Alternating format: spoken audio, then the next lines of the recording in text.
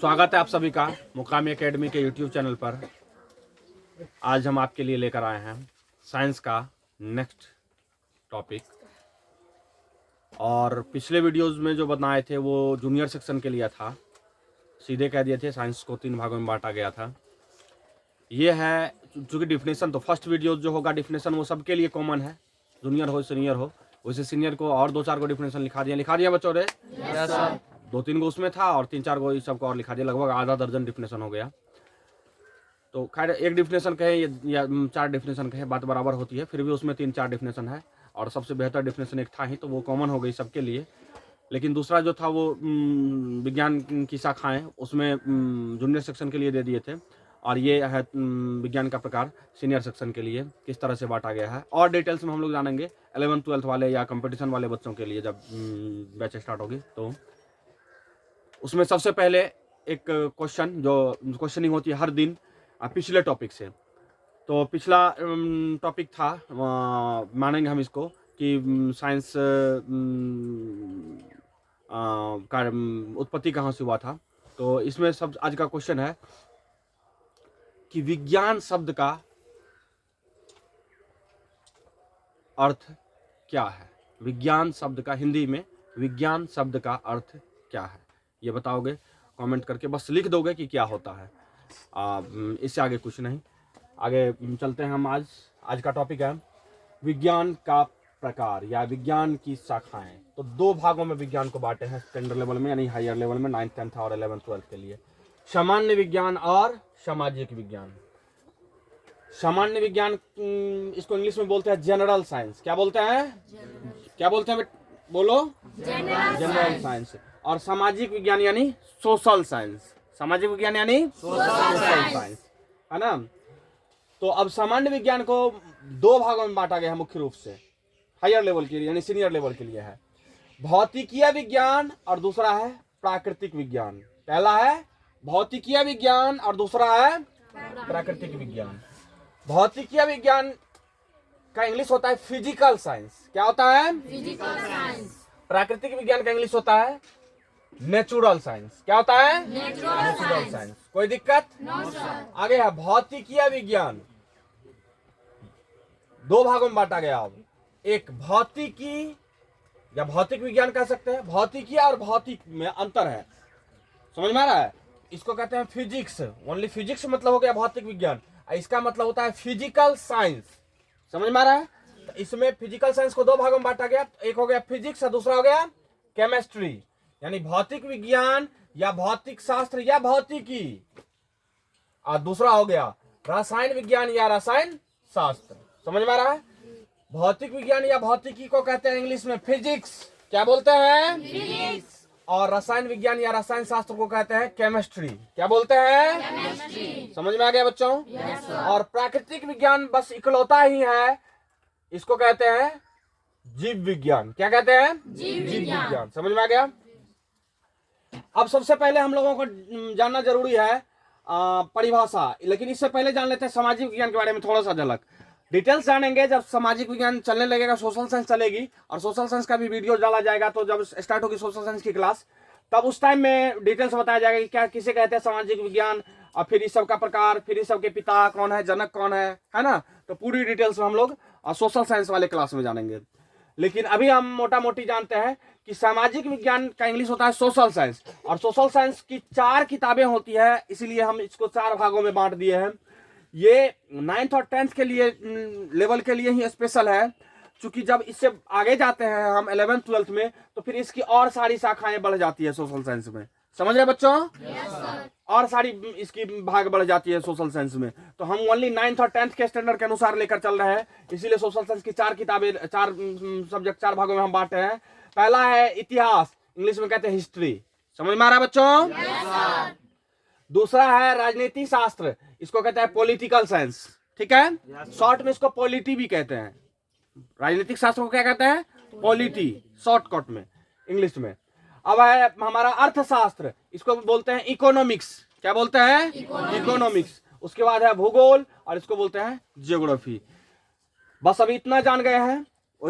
उसके बाद डिटेल्स में जानेंगे जब हम पढ़ाने लगेंगे। तो किसे कहते हैं इतिहास, किसे कहते हैं राजनीति शास्त्र, किसे कहते हैं अर्थशास्त्र और किसे कहते हैं भूगोल, फिर कहाँ से ये सब उत्पत्ति हुआ, फिर उसके बाद कहाँ इसके पिता कौन है, ये डिटेल्स जानेंगे जब स्टार्ट होगी सोशल साइंस की क्लास। समझ गए बच्चों? अभी हम लोग आ जाते हैं मुख्य रूप से कि सामान्य विज्ञान किसे कहते हैं। तो कह सकते हैं कि भौतिकीय विज्ञान एवं प्राकृतिक विज्ञान के सामूहिक अध्ययन को सामान्य विज्ञान कहते हैं या कहा जाता है। समझ गए बच्चों? भौतिकीय विज्ञान एवं प्राकृतिक विज्ञान के सम्मिलित रूप को सामान्य विज्ञान कहा जाता है, या भौतिकीय विज्ञान एवं प्राकृतिक विज्ञान के सामूहिक अध्ययन को सामान्य विज्ञान कहा जाता है। हो गया? सब रेडी? सब समझ गया? आगे आते हैं हम लोग कि भौतिकीय विज्ञान किसे कहते हैं और फिर प्राकृतिक विज्ञान किसे कहते हैं, यह भी जानना जरूरी है। बोलता नहीं है। तो भौतिकीय विज्ञान किसे कहते हैं? तो सामान्य विज्ञान की वह शाखा, सामान्य विज्ञान की वह शाखा जिसके अंतर्गत भौतिकीय पदार्थों, ये भौतिक है तो इसलिए भौतिकीय पदार्थों, कैसा पदार्थ? भौतिकीय पदार्थों या घटनाओं का अध्ययन किया जाता है। भौतिकीय पदार्थों या घटनाओं का, भौतिकीय पदार्थ सब हो गया जैसे केमिस्ट्री का, अब कोई घटना हो गया तो ये हो गया क्या कहते हो भौतिक, इसमें फिजिक्स में है ना। तो भौतिकीय पदार्थों या घटनाओं का अध्ययन किया जाता है, क्या कहलाता है? भौतिकीय विज्ञान कहलाता है। क्या कहलाता है? समझ में आ गया? सामान्य विज्ञान की वह शाखा जिसके अंतर्गत भौतिकीय पदार्थों या घटनाओं का अध्ययन किया जाता है, भौतिकीय विज्ञान कहलाता है। समझ में आ गया? अब हम लोग जानेंगे प्राकृतिक विज्ञान। तो पूर्ण रूप से प्रकृति का अध्ययन करना ही प्राकृतिक विज्ञान कहलाता है, या पूर्ण रूप से प्रकृति एवं प्रकृति प्रदत्त जीवधारियों का अध्ययन करना ही प्राकृतिक विज्ञान कहलाता है। आदमी मार्कर बना सकता है, आदमी ये मोबाइल, ये कैमरा, ये लाइट, ये बोर्ड, ये सारी कुछ बना सकता है। क्या आदमी को हाथ से बनाना चाहे तो बना सकता है? पौधा को बना सकता है क्या? नहीं, बना नहीं सकता है। बात समझ ले? पौधा उगा सकता है, उससे बीज तैयार कर सकता है। आदमी को जनन प्रक्रिया द्वारा माँ बाप पैदा करते हैं, लेकिन बना नहीं सकते। अभी तक तो नहीं आया ना, बोलता नहीं है। तो इस तरह से कोई भी जीव हो तो उसे इंसान अपने हाथों से बना नहीं सकता है, वो पूर्णतः प्रकृति प्रदत्त ही माना जाता है। इसीलिए कहा कि पूर्ण रूप से प्रकृति एवं प्रकृति द्वारा दिए गए जीवधारियों या प्रकृति प्रदत्त जीवधारियों या जीवों का अध्ययन करना ही प्राकृतिक विज्ञान कहलाता है। समझ में आ गया बच्चों?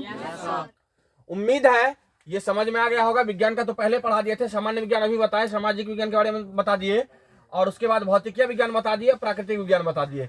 अगला जब वीडियोज आएगा तो उसमें बताएंगे हम, यानी ये तीनों पॉइंट क्लियर हो गया, हम पॉइंट लिख दिए थे। इस वीडियो में एक और पॉइंट बच गई कि विज्ञान के पिता कौन है। वैसे जूनियर सेक्शन वाले में भी हम बता दिए थे और अभी भी बता रहे हैं कि गैलीलियो को विज्ञान का पिता कहा जाता है, या आधुनिक विज्ञान भी कह सकते हो। आधुनिक विज्ञान के पिता कौन है? गैलीलियो। कौन है? गैलीलियो। समझ में आ रहा है? तो विज्ञान का पिता हो गए ये। अब आज के टॉपिक से क्वेश्चन की